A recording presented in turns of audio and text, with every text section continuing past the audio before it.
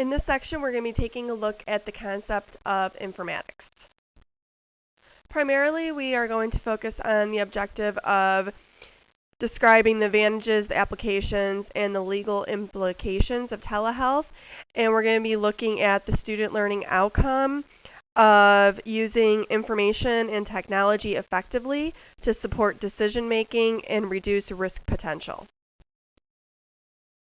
We're going to be taking a look in class at what telehealth looks like, some examples of some of the technologies that are available in a community setting.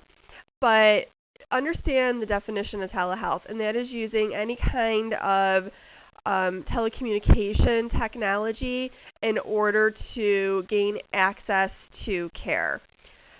Also, understand what the benefits and the barriers are to telehealth. So when we look at the benefits, it actually can decrease cost. Access to health care is increased. Health outcomes are improved. And it can help for areas that have a lack of healthcare providers as well. Barriers are being able to figure out how income can be generated for an institution. Also, some insurance companies may not cover the cost of telehealth services. Also, physicians may have licensure restrictions as far as participating in telehealth.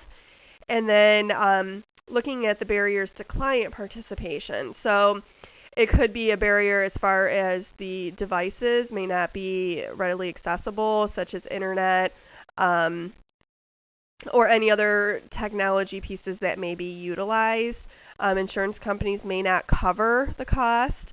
Also, confidentiality. Some individuals may feel that because their information is being communicated over an internet service or a webcam technology, that their confidentiality and HIPAA may not be maintained. It is. In fact, it is maintained, but that perception is that their information is more readily available. Also, with telecommunication technologies, your ATI book does give a good overview, starting on page 101, of the physical, the audio, and the visual technologies that are available. And again, we'll take a look in class, but some of the physical, they can actually apply EKG leads with a physician or a nurse communicating proper lead placement.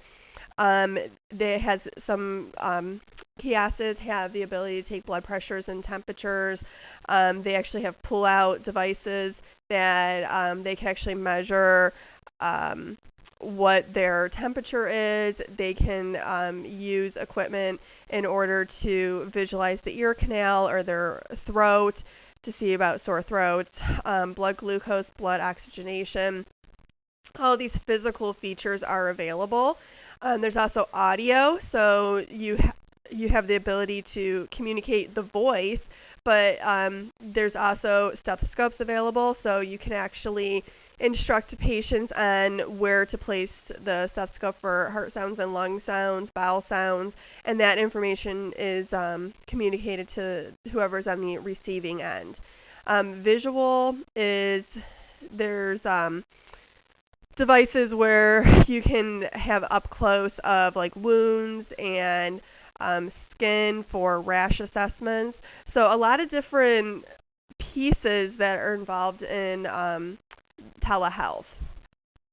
The other component of informatics is the e-health piece. And this is looking at the online consumer medical information that clients are accessing as far as education.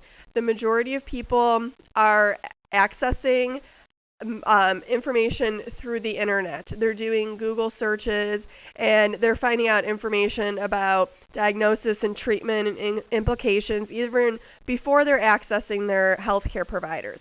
So as a medical professional, you need to understand that they are accessing this information and they may be coming with inaccurate information as well. So just because it's on the internet does not mean that it is correct. So one of your ticket to class assignments is actually taking a look at a web-based health information site. So what you can do is just Google any diagnosis that you want.